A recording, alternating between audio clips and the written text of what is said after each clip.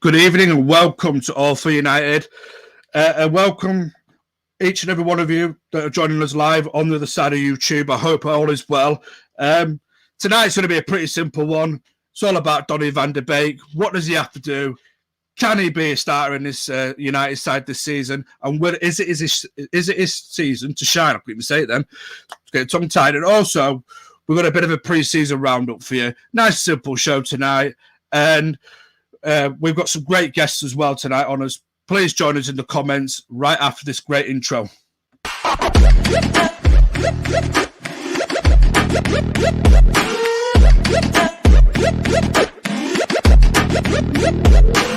Click subscribe to get daily Manchester United content from Passionate Reds, only on All for United.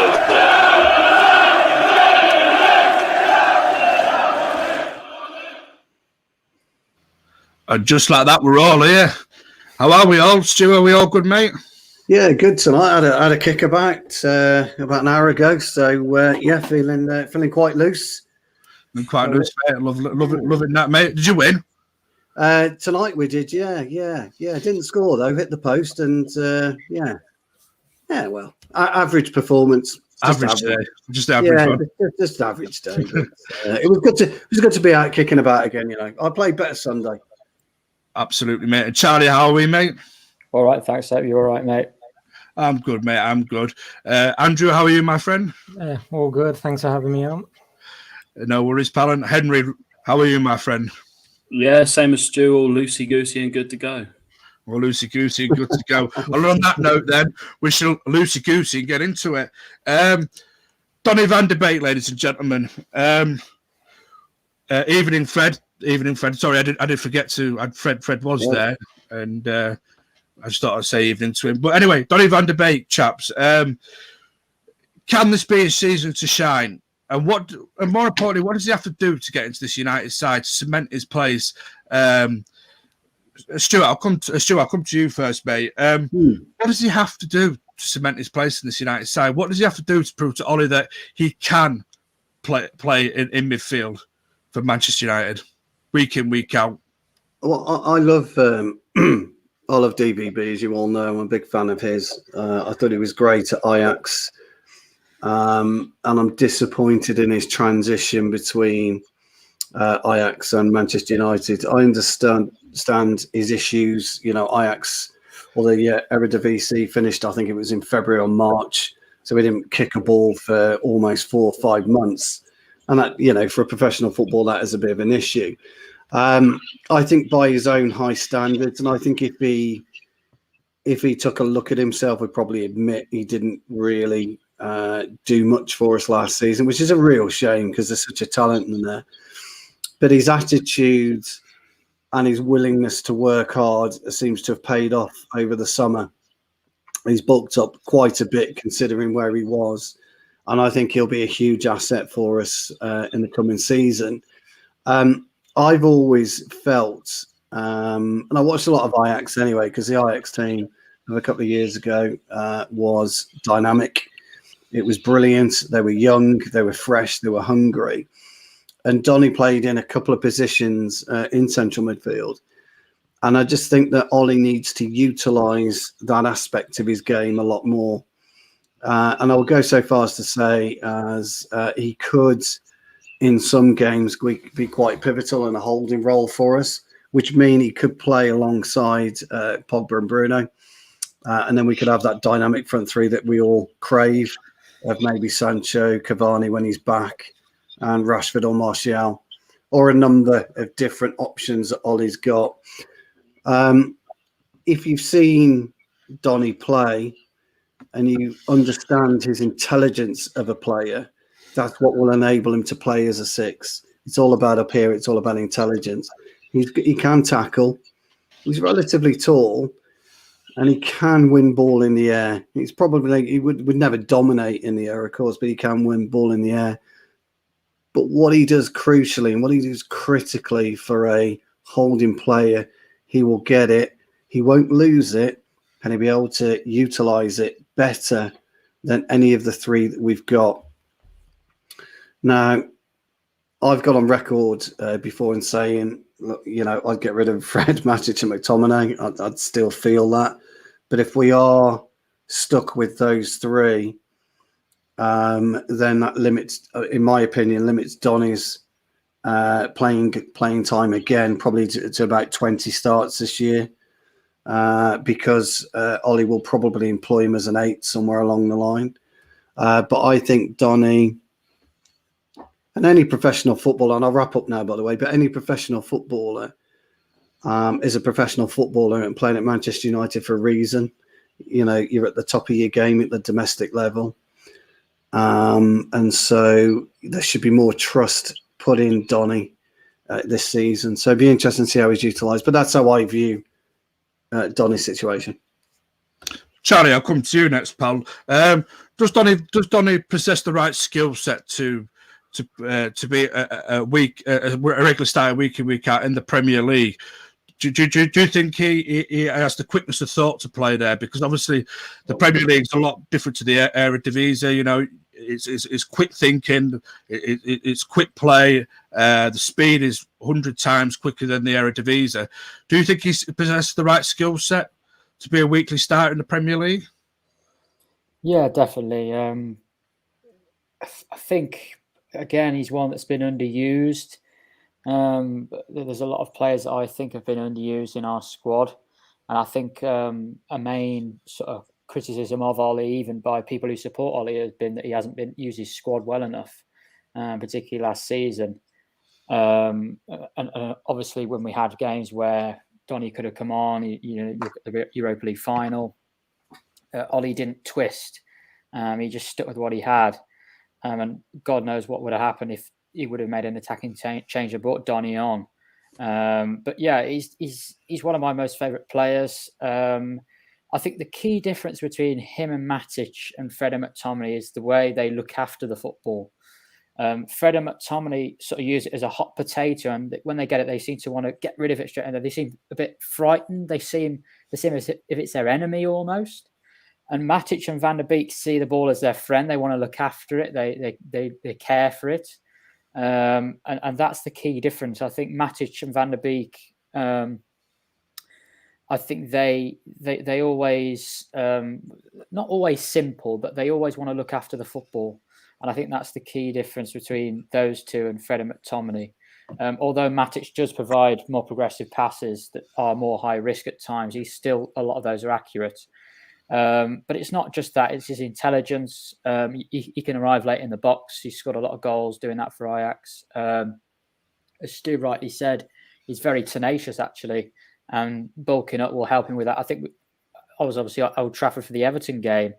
3 or 4 times I remember Donny sliding in for a tackle, very tenacious. He's not scared of doing that. And I think even I was a bit of misapprehension that Fred did a lot of sort of dirty work. But I looked into it, and actually Fred's defensive work isn't actually as impressive as I thought it was. Probably because we see him running around all the time, a bit like a headless chicken. And he does do a decent amount of defensive work. But actually, if you look at his comparisons with Donny, they're probably not that much different. There's probably not that much difference in them. So yeah, definitely a player that's been underused in my opinion. And Stu's right; he can play a 6. He could play a 6 role. I believe that. I think he's best in an 8 position, and he can also play a 10 position. He is. But I think with Bruno Fernandes fit, there is no way in a million years that he's ever going to start as a 10. So he's going to obviously be an 8 most likely. So yeah, fantastic player. I think having more intelligent footballers around him helps him. I think Rich said, and rightly so, he's got to make the most of his chances. But last season he was shoved into games. No disrespect to the other players in the team, but they're alongside players who aren't as intelligent as him, not on the same wavelength as him. And if you've got Nemanja Matic next to him, Sancho on the right, Rashford, Martial on the left, Bruno, these are players, intelligent footballers, and I think it will help him a lot. So yeah, I would start him on Saturday. Ooh, it's a big shout there from Charlie starting on Saturday. Andrew, I'll come to you next, mate. You was at the Everton game, obviously, for pre-season. Did Donny impress you? Was you impressed with how Donny Van De Beek played in the minutes that he got, especially in the first half there, where we absolutely ran riot over Everton at times? Did did he impress you at all on Saturday? I was going to Or say last week, shall we say last Saturday? So he did impress me. I say, even though it was only his second pre-season game, he did very well. I mean, like last season, I just think he came into some games and he was like a step behind everybody else. It was like he was like watching on. He just couldn't get to grips with anything. So, and I think against Everton, when he was starting alongside Matic and Fernandes, that midfield looked well balanced. And I think for Van de Beek to be a success is find a way for him to play alongside Fernandes rather than replace Fernandes. It's playing to, well, instead of Van de Beek can play to Fernandes' strengths by picking out like the dangerous areas, like, and becoming a threat in the opposition penalty box with Fernandes supplying the passes. And for this to work, you need a good defensive midfielder, and Matic was the perfect partner for that on that day. So, and one of his, I think, Van de Beek's key strengths is when he gets the ball, he's willing to pass the ball forward, which it just reminds me of Michael Carrick when he used it. He was like, "Oh, I'm looking forward. I want to get United on the attack." Whereas Scott McTominay is not quite as good as getting, looking forward. So I think, like Charlie said, I think he's got a good opportunity starting against Leeds, and his performance against Everton underlined his credentials. And another test he passed was his fitness. Other players are not so far advanced. So Pogba and Fred return late, and they're just building up their fitness. Ollie said that McTominay is carrying a slight injury, so Leeds are a tricky test. But Van de Beek will be well suited. His technical quality will make him more like resistant to the pressing opponent. And it's something I read earlier. It's also worth noting that Leeds lost 4-0 to Van de Beek's former side Ajax last week, and with Van de Beek's quality and possession, it could cause them the same type of problems on their Saturday. Absolutely. And Henry, I'll come to you with this one. I think it's a little bit what Andrew's touched upon as well, is what Fred's saying here in the comments. Whether he plays or not, we still need a DM next to him. Until we sign one, we won't get the best out of our midfielders. Do you share that sentiment? Or do you think we could play maybe a Matic in that role, like Andrew sort of hit upon there? Or do we really need to bring this defensive sort of midfielder in to get the best out of people like your Donny Van De Beeks, your Paul Pogbas, and your Bruno Fernandeses? I think the biggest issue has been not getting a defensive midfielder this summer, and I've been a massive advocate of getting Neves or Bissouma or someone who's able to be a little bit of a destroyer, but also very capable with long passes. I think people think short passes in defensive midfielder, they're really important, but long passes is something that Michael Carrick was one of the best at. I'd argue personally that he's one of the most underrated players the Premier League's ever seen. So, we need someone like him. But the more relaxed we are about not getting a DM makes me think this year that Donny spent on the bench and that he spent with the coaching staff and that he spent, around the training ground, not necessarily playing very much, but the longer he spent, I'm thinking, are these guys planning to put him in defensive midfield? As next to Fernandes, as people have mentioned before, he's not going to play over Bruno. He's not a good enough player, and he's not quick enough, and he's not. I wouldn't say he's risky enough personally. I just don't see him, doing things that Bruno does, and risking losing possession as much. I think he's a much more tidy player, but it's one of those where this has been a whole year of progression, and we were told the first year kind of. Don't judge him on the first year, judge him on the second year, and we'll build him into the squad and, make him feel at home in the starting 11. And part of me is just thinking, we don't necessarily need a destroyer in midfield. And my reasoning why is you look at the other top sides in the league, all of them have destroyers. They have 4 or 5 attacking players that press so high that you win the ball in the final third. And you don't need that defensive midfielder to be busy. And, Rodri, he's not very mobile, is he? Mm. So he kind of, if we're going to control the ball and dominate the play, I'm leaning towards why not try and DM? If that's what they're thinking, why not try him there? Because he's more than capable of being, he's more than capable of being technically good enough to play there. Everyone can see it in his game with Ajax and even with the Netherlands. So, I'm thinking the longer this goes on, the club seem really relaxed at the moment. There doesn't seem to be any panic. We're not trying to force players out the door. We're not pushing, the likes of Pereira and Jones. We're not saying, right, just, we'll pay half your contract and you leave. We're not doing that kind of thing, not desperate measures. We're not really forcing the players out the door. So I'm thinking the club have got something planned, whether it's between Donny and Matic or whether they believe someone else can play there. And that comment is right, but we haven't seen Donny play 6. We haven't seen him play as a 6 yet. So unless the club are not planning on playing him there, and I might be completely off, but I think there's a little bit of evidence just in the way that he's playing. As you mentioned, the combative nature of him in the Everton game, in the Wolves game at the end of last season, he was throwing himself into challenges. And part of me is just thinking they've planned something here for a year, and maybe they've moulded him into a different player, the player that we need to be able to dominate possession in games. Stu, I'll come to you with this one, mate. Hammer's saying he doesn't think that, not Hammer time, I don't know why I pressed that one, but the comments will go too quickly. But Hammer doesn't think that Donny can handle a 6 by himself. Are you echoing that thoughts, or do you think Donny can handle a 6? Well, no, I do think Donny can. And the thing is, as Henry quite rightly said, we've not seen Donny play for Manchester United in a 6. I've seen him play for Ajax in a 6, and he was very, very comfortable. But it comes back to what I was saying in my statement, that you need a competent brain, a brain who understands football, a brain that can read the game at any current part of where you are at any place on the pitch. And Donny has that ability to do it. Michael Carrick was a master on it, by the way, an absolute master on it. And Donny's got that ability to be able to sense what's going on and around him and to utilise it in one or two ways.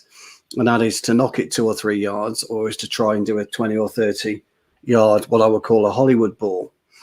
And Donny has that ability, has that in his locker. But Charlie and the lads, all of them were absolutely right in that Donny's a very calming influence on the pitch as well. So when he'll get the ball, he'll receive it in a tight area. He'll receive it with players around him, but he'll never panic. He'll just take it, he'll look, and he'll move it. And that's what you need. You need somebody who has this calming influence. Even Bruno at times will get the ball and he'll be thinking way too fast for what, and he can't then deliver what he wants to do. Pogba's very much the same. Pogba will run it 2 or 3 steps too far sometimes and will get caught in possession. Whereas Donny won't. Donny will get it and he'll utilise it better. What we don't know, because we haven't seen enough of him, is what his through balls are like and what his penetration is like in terms of his passing ability through the middle. And Charlie made a point that Matic is very good at that. But we don't know because we haven't seen enough of Donny to see if he can deliver that. I think that he can. I understand people's versions or viewpoints that the Dutch league is different to the Premier League. Absolutely, it is. It really is. And I raised a point about Varane coming over. How would he handle the pressure of the Premier League? But Donny's had 12 months now to settle in to our way of playing, the English lifestyle, and he will know enough about the Premier League to change his game slightly so that he can adapt to it. Now, at Wolves, him and Matic were outstanding. The Everton game, from what I saw, it was brilliant, absolutely brilliant in the first half. He really was, and he makes a difference. And so you're dealing with a professional footballer, and it's up to him, to really get to grips with the league that you're playing in, because that's your chosen path that you've done for those 3, those 4, those 5, those 6 years. So it's up to you to get to grips with it, and for you to deliver as a footballer and as a teammate for those that are around you. So again, I fully understand what people are saying about the Dutch league being a weaker league, but it didn't stop Ruud van Nistelrooy scoring 130 odd goals. One of our best strikers in speed, in terms of speed and power. and he had a 18 months out with a nasty injury. So, you know, is it Donny's time to shine? It is. Can he shine? I believe that he can. So, but I understand what people are saying. I do. I'm not disagreeing with that. I'm just offering a different opinion as to why I think he can succeed. Yeah, and I get it from Hammer's point of view as well. He's saying, yes, Donny has the calmness of passing, but I don't know if right. physicality is what he means, which is true because we all know the physicality of the Premier League, especially in that midfield area, can be brutal at times. Charlie, I'll come to you next, mate. Do you expect to see like Matic maybe starting in that 6 instead of a Donny, and maybe further forward if he was to start against Leeds United? Who would you be more confident in a starting place at the minute? If you had to pick between Matic and Donny in that 6, who would you pick out of those two? Well, I play them both. It depends who you're playing, though. This is the first thing. You know, Matic and Van De Beek, if they were to start on Saturday, I'm a little bit. I like Matic and Van De Beek. I really like that partnership. But against Leeds, I'm not so sure whether that's the most wise thing to do. I think even against Everton, we saw Nemanja Matic did get caught out a couple of times. And once you are past Matic, you're past him. Of course you are. You know, it does lack a lot of pace. But I don't know whether anyone else noticed this on the TV or actually in the stadium. What I noticed was when we were on the ball, we almost played a back three. Matic formed a back three with Lindelof and Maguire, and wan-bissaka and Shaw almost played as wing backs. So what I noticed, what we did against Everton, was when we were on the ball, Matic sat back, formed a back three alongside Lindelof and Maguire, and Shaw and wan-bissaka were pushed very, very high. And if that might be something that Ollie sort of works with this season. You know, we saw in the Euros, Italy in and out of possession, playing a totally different formation, Spinazzola wide on the left, and they form a back three. It'd be interesting to see whether we have that sort of thing, whether it's a coaching thing or whether it's Matic, because I've seen Matic do it a lot. He forms to make a back three to allow us to start from the back, to build from the back. It may just be more of a Matic sort of nuance that he's really, really good at, or it might actually be a coaching aspect, because it could work. I mean, you know, if Nemanja Matic is behind the ball, he's very, very good because his interceptions are very good. He understands the game very well. But if he's ahead of the ball and you go past him, we're in trouble. So it will be interesting to see sort of if Ollie tweaks actually the coaching in terms of the in and out of possession. But on Saturday, it's a real tough decision for Ollie because his two best midfield players in a pivot role are the fittest, but they're not the two that perhaps suit this opposition more than Fred and McTominay would. And I don't like Fred and McTominay as a pairing, but I do think they've had some good games. I think it'd be unfair to say that they've all been terrible. They've, particularly away at Manchester City, they were both incredible when we won 2-0. And they have had some good games. And at home to Leeds, would they work together? They probably would work okay, as they have done before against Leeds. But Ollie's just got to decide, do I put Matic and Van De Beek, or do I play Fred and McTominay? I think there is two options. I don't think he trusts Pogba in there. I don't think he'll play Pogba in there. So I think there's two options. But I would go for it. I would do Matic and Van De Beek, and I would just see how it goes. You know, I think they'll bring us more control. And if Matic it can last 60 minutes, you take him off and bring on McTominay. It's as simple as that. It's not a big deal. Or bring on Fred. You know, Matic doesn't have to play 90 minutes. He can play 60 minutes, get control of the game, might go 1 or 2-0 up, and then bring on another person. But yeah, I would start them both, Benny, in a lot of games. I would start both of those players because I just think we would. I know we beat teams for possession, but if you actually look at our performances, we very rarely are actually in control of the games. If you look at Manchester City, you always feel like Manchester City, they might give one chance away, but for 70, 80 minutes, they look in real control. Whereas we always don't quite look in control. You know, we never quite actually dominate games from 0 to 90. You know, we tend to go a goal down. And I think the main reason for that is because we don't dominate games in midfield. I think that's our main issue. So we'll see how it goes. But yeah, I very much like that partnership. Andrew, do you see both Matic and Donny starting this weekend, because Connor is quite right to put the comment on it. The fact that both played the first half and came off at half time against Everton, Connor reckons they'll start. Do you see them starting, or do you see that Fred might come back in and it maybe could be Fred and Donny? Maybe, you know, who would you like to see start in midfield against Leeds? Would it be Donny? Would Donny start for you, or would Donny be the bench player? I'd start Donny with Matic. I mean, against Everton, Donny, his quick passing just helped set the tempo during the first half, where we just ripped Everton apart. I mean, obviously with pre-season, you can't read too much into it. I know Everton were poor, but our attack just looked so sharp.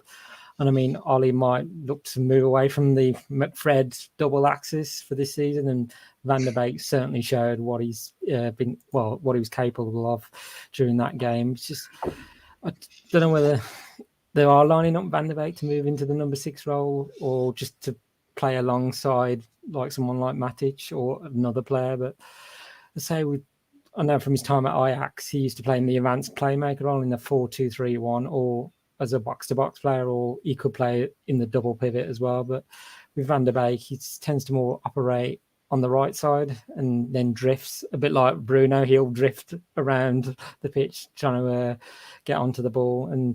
But yeah, I say with Van De Beek, his standout attribute is he's intelligent, whether it's on the ball or off the ball. He always seems to make the right decisions just to progress the play for the team as well. And also, one of his best stuff is he's off the ball, because it's just knowing he knows where to be in the right positions. So sometimes we come up with teams with like these low blocks, and Van De Beek, I've seen him get into positions that will give me the ball, I can get us moving forward. So I know with Sancho coming in, everybody think, well, where does that leave Van De Beek as well? Because if he's trying to play him further forward, but I think, yes, he's going to start some games well, but he's also going to be a good player off the bench, because he's going to provide us that depth. And if we are chasing a goal and we're having to break down these low blocks as well, it would be a good advantage. And also, he can also start games where Fernandes needs a rest as well, because Fernandes last season, at some points, he just did look a bit tired, and he wasn't creating those chances. And also I can see him playing in the cup games as well for us. So I'm expecting to see good things from Donny this season, and I'd like to see him line up with Matic against Leeds as well. Absolutely. And Henry, I'll come to you at this point. Can Donny, Paul Pogba, and Bruno Fernandes all play in the same midfield together, or is it going to have to be a bit of a give and take? Wow, that midfield. The thought of having that midfield is, that'd be frightening for other teams. But Charlie mentioned a perfect point, actually, about opposition. It depends on who you're playing. Would you start those three against Man City or Liverpool? Yeah. 100% not. Absolutely not. Because, when you got your backs to the wall at times in games, you don't want three essentially attacking midfielders, more attacking midfielders on the pitch at the same time, because I'm not sure that's a smart idea when you don't have as much possession. Against the lower sides, against your Norwich and your Brentford and sides like that, maybe. Why not? But it'll come down to, we all hear different things about formations this year, but it will come down to the way, not the formation, but the way United play this year. Are we finally going to be a possession-based side? Because counter-attack FC only works for so long. And teams will find you out if you're just purely a counter-attacking side. Respectfully, as Liverpool have found out in games before, especially last season, people were just blaming it on injuries. Not the case. All you've got to do is let them have the ball and dominate possession, and they seem to struggle a little bit more. So, we've got to have another way of beating teams. But just looking at Van De Beek now, we've given him the Bayern treatment. He looks twice the size that he was last year. He looks just physically so much fitter and stronger. And, again, it's what the Premier League does to you. You can't play in the Premier League unless you're, you see some people that are really, really small and really strong and nippy. But unless you're a winger in that kind of position, you've got to have a low center of gravity, or you've got to be really strong on the ball. So Donny's not the shortest. So when it comes down to it, you've got to be physically more than capable of holding your own. And you know, again, if he is going to play a 6, or if he's going to replace Pogba, he's got to be able to beat players on the half turn, because that's one of Pogba's specialties.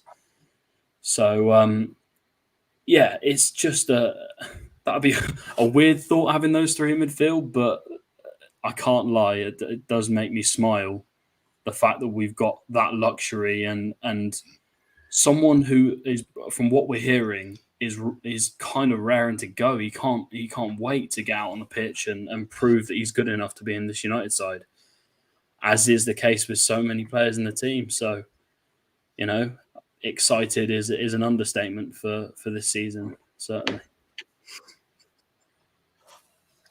Stu, I see you nodding your head agreeing there. Can that trio work for you?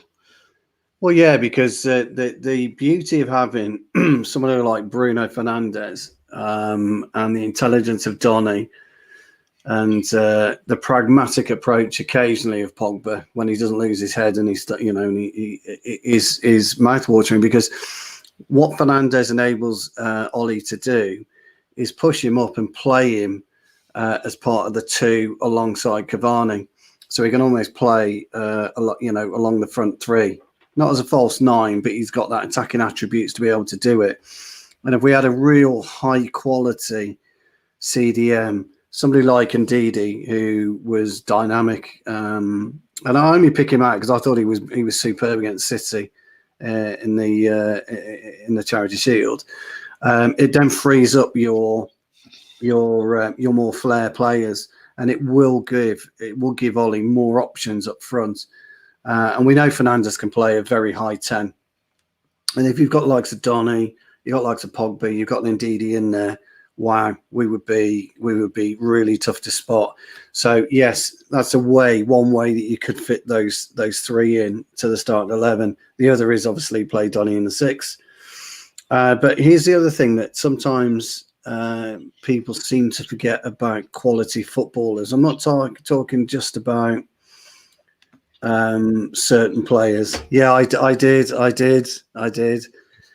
You know what else? You know, the problem is back in the 70s and 80s that was never really thought of. It was always a 4-4-2, so there was never any fluidity with your formations. Fergie won loads of titles with the 4-4-2, as we all know, with his straight wingers. I mean, you'll know that, Benny.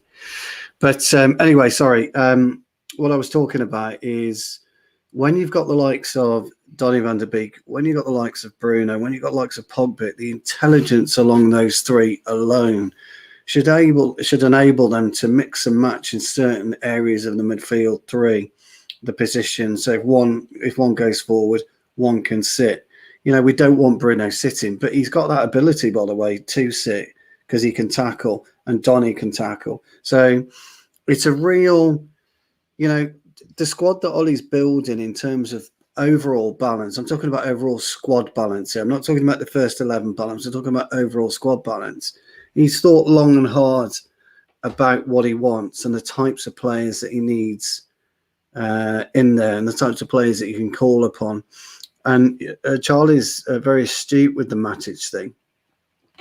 I have mentioned, not Matic, by the way, Charlie, but I've mentioned before about central holding midfielders. They do have that ability to pop in and make a back three, or just sit in front of the back two, but very tight. The only problem with that on occasions is you do get a bit of a gap between yourself and the two more attacking. But Matic is very good at that. Carrick was very good at that as well. And it wouldn't go unnoticed that both Matic, Carrick, both played centre-half for Manchester United at periods in their career. And that was based on their defensive ability play, because that you're there, you know, your head's on a swivel, it's on a pivot. That is an area where you do get attacks going. So it's a really interesting puzzle.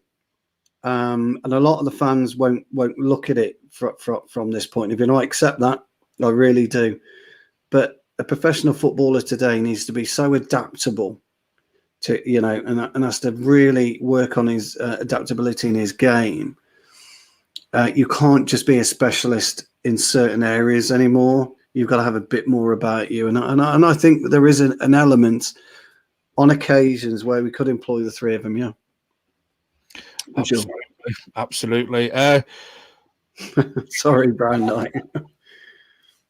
On that point, no, Stu, about Matic playing centre half, there is something I did notice coming on against Everton. Andrew, you probably noticed this. Charlie, you probably noticed this as well. Was that Scott McTominay came on and played in the back four as well when he came on, and also he plays there quite regularly for Scotland. And this was what I wanted to bring up as well on a side note as well to the Donny Van De Beek thing was is Scott McTominay maybe shoehorn as the number 6, maybe the CDM, because the way that he does play for Scotland centre half and the way that Ollie, I might be reading too much into it. Maybe Ollie's put him in that to just put him out in that position, just give him minutes into the legs. But it's certainly somewhere he plays for Scotland. Is it somewhere that we can maybe get a bit of joy out of, allowing him to play centre half every now and then in maybe meaningless games like the League Cup, maybe, or maybe 15, 20 minutes when we're 3-4-0 up? Is there a way of maybe Scott McTominay maybe being the holding number 6 player, allowing then your Donny Van De Beek to push further forward? Charlie, what do you reckon to that one? I do like the idea of a back 5. I'm quite a fan of a back 3, back 5. I think that we've got some players that certainly would suit that formation. I think Scott McTominay, I think obviously under Jose, I think when we had a centre-back crisis, didn't we? And I think Scott McTominay did play at centre-back at times, and Jose obviously gave him his Player of the Year award.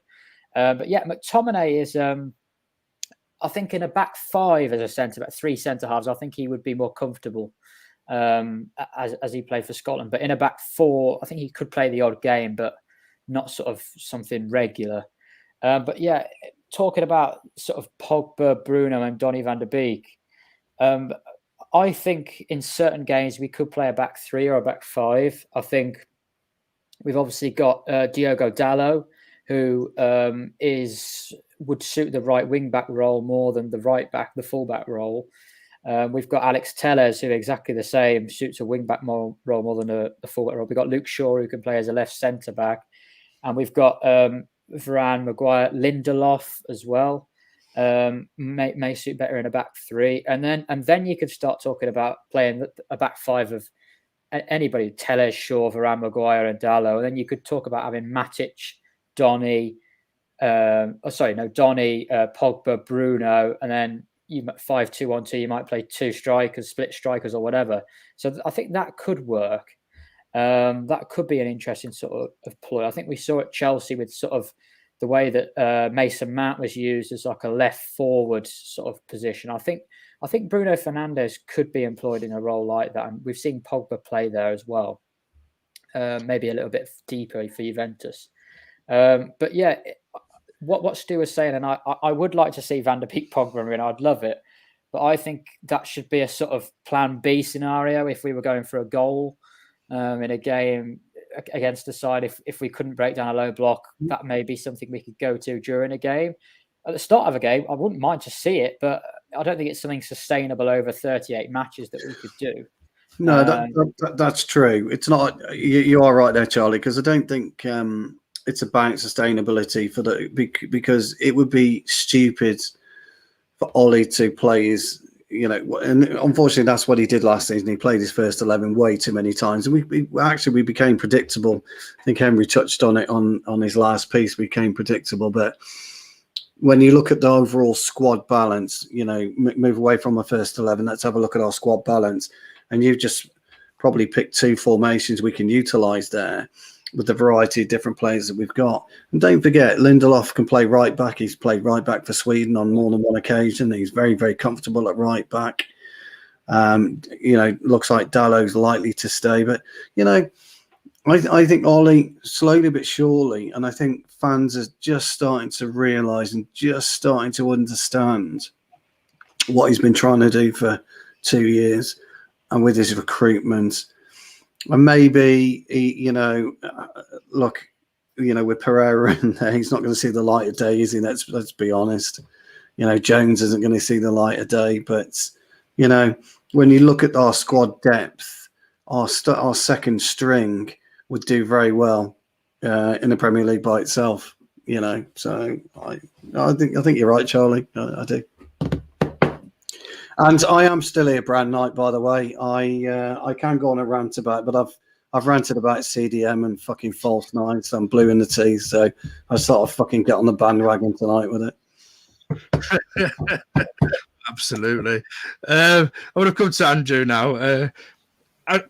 Andrew, if you was to pick one out of McTominay and Donny Van De Beek to play the number 6 role, if you put yourself in Ollie's shoes, out of those two players, I've got to pick one out of them two players to play number 6.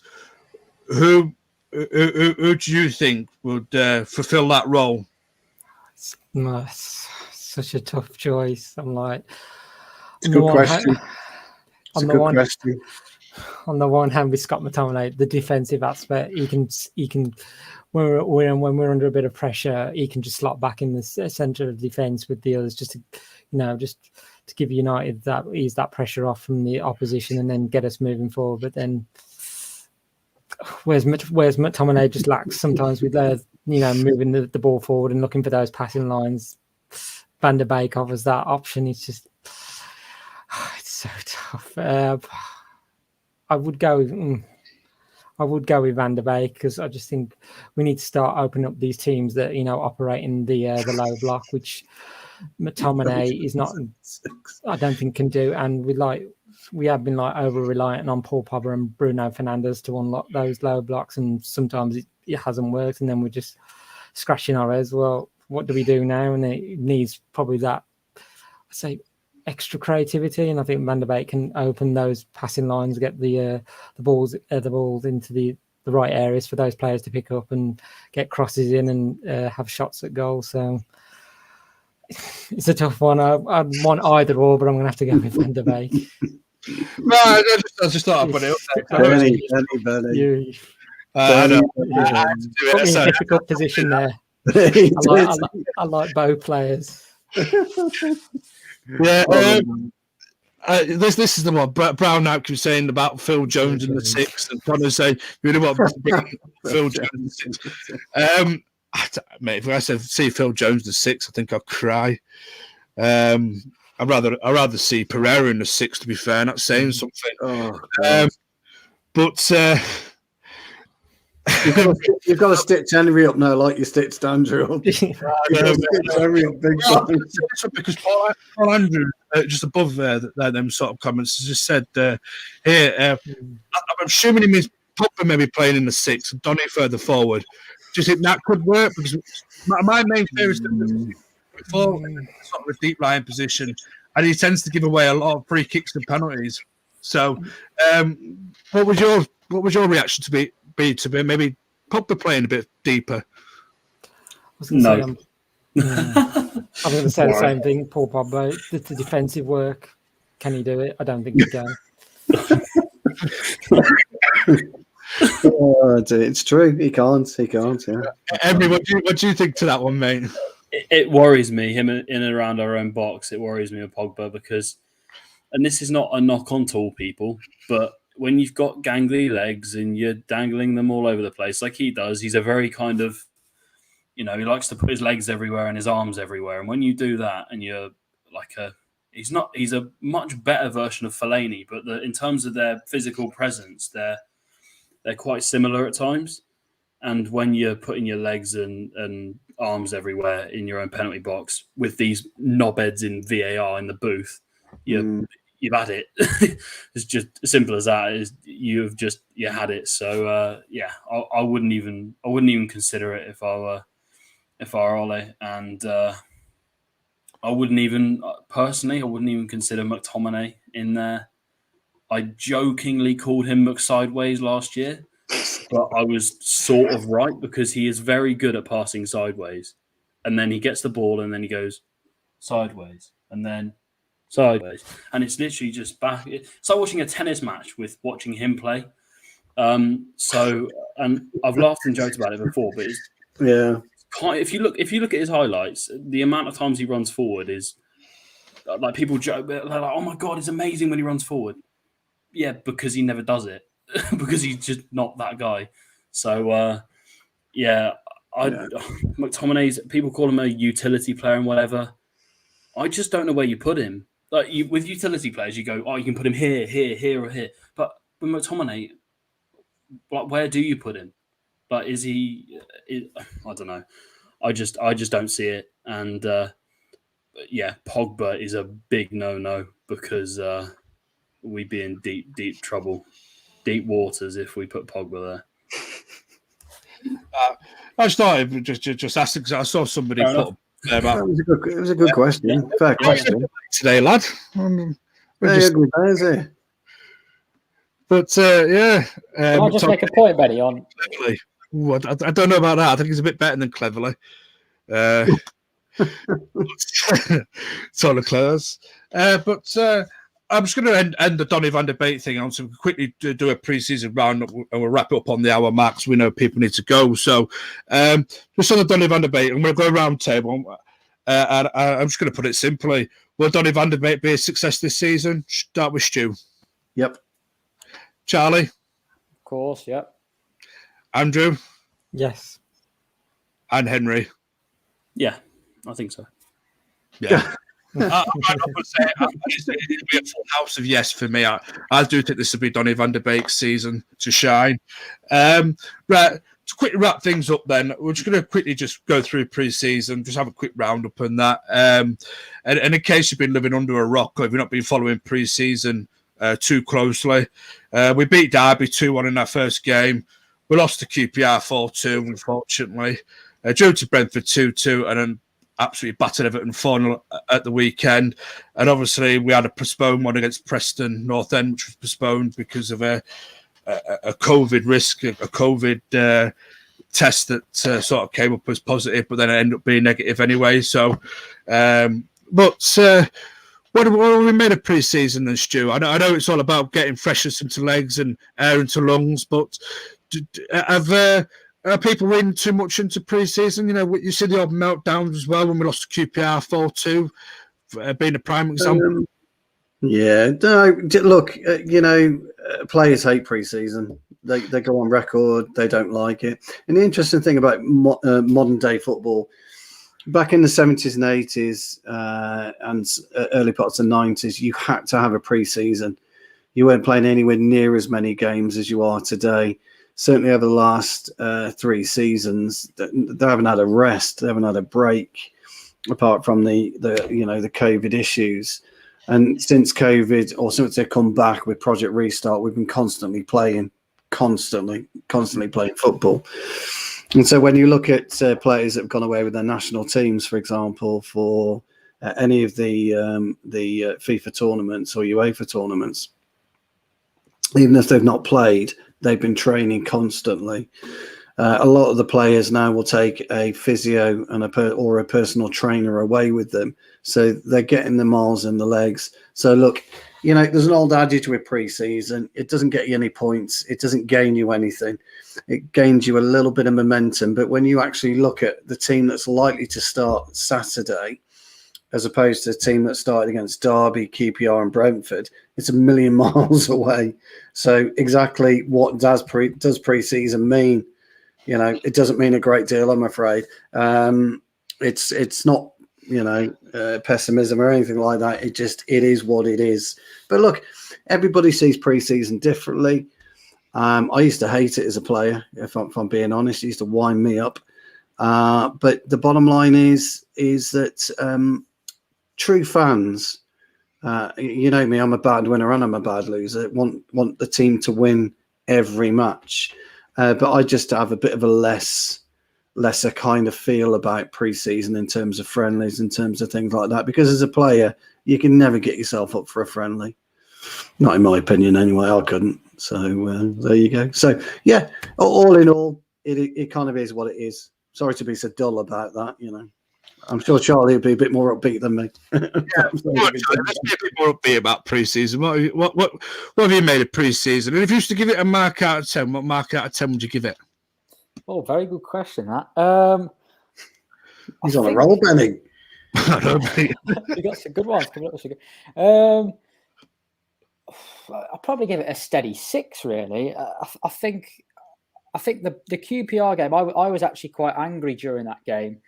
And it wasn't due because of the fact that we lost. It was the manner in which we lost. You know, a lot of those players out on the pitch against QPR were players, you know, make a name for yourself. Give Ollie some tough decisions. Show what you can do. And you know, players like Mengi, Tuanzebe, I know Lingard scored it. You got Pereira.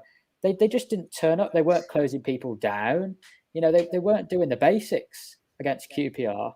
And it did make me a bit annoyed because I thought, well, if you want to make yourself a name to move elsewhere, get yourself fit for the new season, then they just didn't look up for it. But I think the Derby game was good. I quite enjoyed the Derby game. I thought that was all right. The Brentford game was quite entertaining, and then obviously the Everton game was was very good. But yeah, it's been a bit of a problem, obviously not getting our so-called first team, as a lot of them have only played a certain amount of minutes. And obviously last year we had a very slow start. But yeah, it's pre-season, and I understand it's difficult to get up for these games, you know, get excited for them. But I still treat them as a game, sort of, you know, they're still just treat them as a competitive game, really. But yeah, I just wanted to make one point on the last thing on the attack, on our attacking and sort of the midfield and stuff. I think it's not about, for me, the personnel. I understand the personnel are important, but there's a lot of things last season that were to do with coaching, in my opinion, is a reason why we didn't get enough points to properly challenge. I think in certain games, Rashford and Bruno in particular, no matter how many goals and assists they get, were not restricted enough to make the right decisions in the right times. And I know that's also a player problem. But at times, you know, Bruno didn't even, his ball retention, and I know the job of an attacking midfield player is to, of course, you need to get goals, you need to get assists, but the main job is to link the play. And at times he was trying impossible things. And I know if you do it 30 times, one's eventually going to end up in an assist or a goal, but it's not sustainable. And I think it's the same with Rashford. Rashford always looks to get in behind every single time, literally every time. And that needs to be restricted, especially in a 4-3-3, because the balance of the team just isn't going to be right. So that's just a point on, I think, on the coaching. No matter who we play in a 4-3-3, the two wingers are, the striker is, even if it's still the 4-2-3-1, these players have got to be coached better, because it's quite obvious to see when we played against Wolves away from home and won. And as Stu rightly said, I think somebody said Matic and Van De Beek were very good and the team played very well. It's because we had very intelligent footballers on the pitch. Matic, Van De Beek, Mata, Ahmad, they like simple football, 1 and 2 touch. Whereas Bruno and Rashford are not so much about that. They're more deadly players, you'd say. They're deadly. They've got, you know, they're always looking into the keeper's eyes. They're always looking to get a shot off. But sometimes doing the best for the team is not shooting or making a really dangerous pass. It's keeping the ball moving. And I think we've got to sustain attacks better. I think if you look at City and Liverpool, when they won the title, they just kept teams pinned in. And we don't do that enough. We give the ball away too easy, and we sort of half press to try and win it back. So next season, hopefully with Varane, we can push up the pitch higher. We can win the ball back, and we can pin teams in.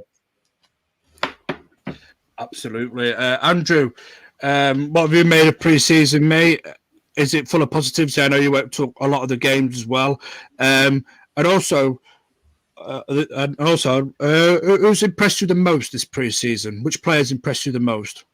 Yeah, probably has to be Anthony Elanga for me. He's just been probably the standout player from pre-season. I would put next to that Donny Van De Beek. He was impressive against Everton, and he also came on against Brentford as well. But Anthony Elanga's just shown what he's capable. Even the QPR game, I would say I was disappointed we lost, but Anthony Elanga, even when we was losing, he was just like getting on the ball. He's been a threat all the time. He was trying to trying to get us back into the game. So he'll definitely add some more depth to our squad alongside Ahmad as well, and that can only be good things for United. That strength in depth, but also our attack just looks unbelievable with the likes of Cavani, Greenwood, Rashford, Martial, Sancho. It's just like we've got so many options to call on. It was good for the Everton game that most of the first team were back playing. It was just, I think there'd been a bit of a concern that many of our top players that have been on international duty was coming into the league campaign a bit undercooked. So it was important they got some minutes under their belts. And I mean, like Bruno against Everton, he just looked in superior form, especially that free kick he scored. I was like, I'm hoping Bruno just carries it on to the new season, gets more goals and assists and more penalties as well, as we was getting a load last season. So I just want to see more progress from United as well. I mean, over the last couple of seasons, we've just built upon what Ollie's doing. So, and we now, hopefully, I'm hoping to see that we will challenge for the title this season. Okay, last season we had that, was it January, where we was top for about 2 weeks. So it's given that players that motivation now that we just got to build on it even further. And I mean, with Varane coming into the defence, that should shore us up a bit more and get us on the front foot. So it's just, I think for Ollie, he's just utilising all the players he's got and playing them at the right times and in the right games as well. So I'm quite excited for the new season to start, and I can't wait to be at Old Trafford on Saturday. Absolutely, I'm buzzing for it.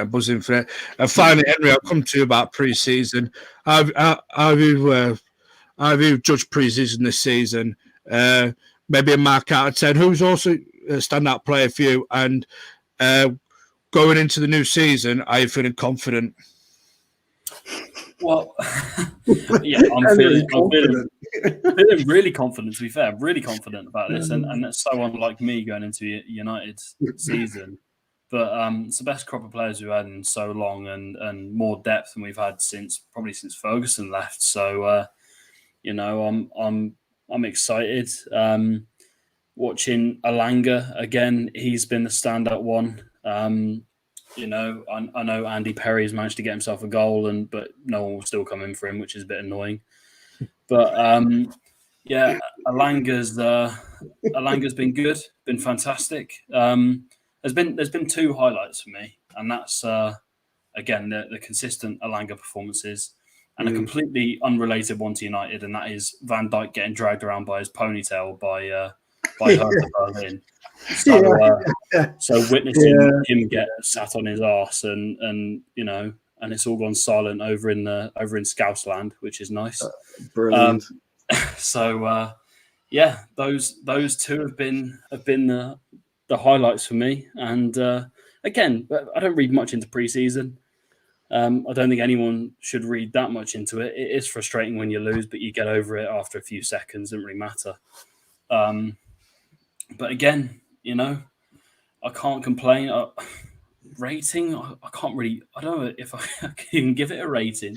I can't really rate pre-season that much. It's I don't know, 6. We haven't played great opposition. That's the problem. You haven't played like Champions League teams, or because they're all faffing about playing third division sides in their own league. So Saturday afternoons is that matters. Saturday afternoon, final whistle. That's what matters, and then we just move on from there. And we cannot lose to Leeds. We just can't.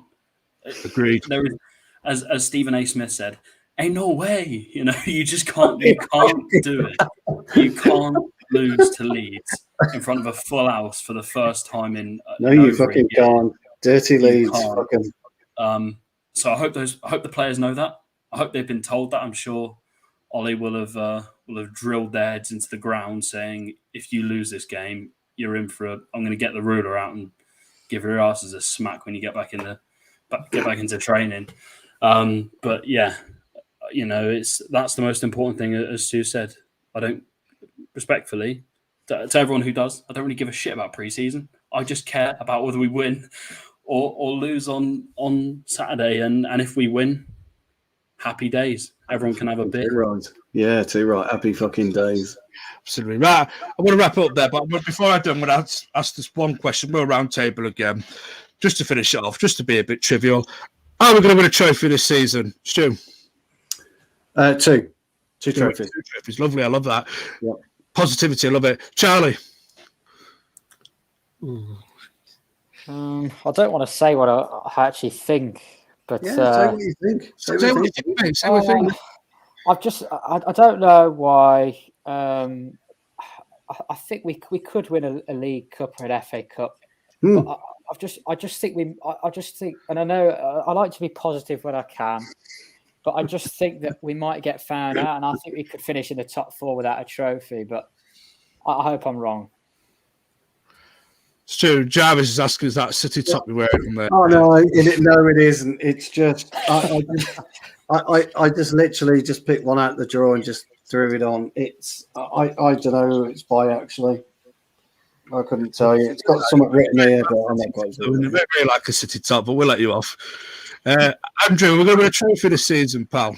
Yes, I've got a feeling it could be a special season, so I'm hoping come the end of it we are celebrating, well, at least more than one trophy in the cabinet. Absolutely. And finally, Henry, are we going to win a trophy? Positivity, please, pal. Yeah, I think if we get a CDM, I think we will. If we get a CDM, I think we'll go and nick the Audi Cup off Arsenal as well. So, Yeah. I think we'll go and get the full whack. We'll be over in Singapore in 6 months and having the trophies off them as well. So, I'll be fully happy if we get a CDM. But if not, who knows? It's that boring Super Cup, isn't it, on Wednesday? You know, that fucking... Should be in it, Stu. We should have been in it, really, but there we are. Boring, we're not in it. We got better things to be doing than the Super Cup. Don't worry about that. We'll move on. Exactly. Anyway, the Carabao Cup to win, lads. Come on.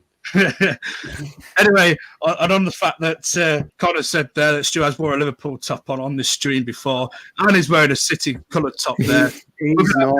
There, unfortunately, on that bombshell. You know, next time I think Stu will choose his colours more wisely. Yes, it was literally a pick out. You know, yes, all right, but it's not a City shirt. No, it's just a fucking t-shirt. I'm burning it now. So never see again that shirt. Anyway, my thanks to Stu, my thanks to Charlie, Pleasure. And my thanks to Henry. What a great show again, and my thanks to everybody that's joined us live and joined us in the comments. And we shall see you in the next one.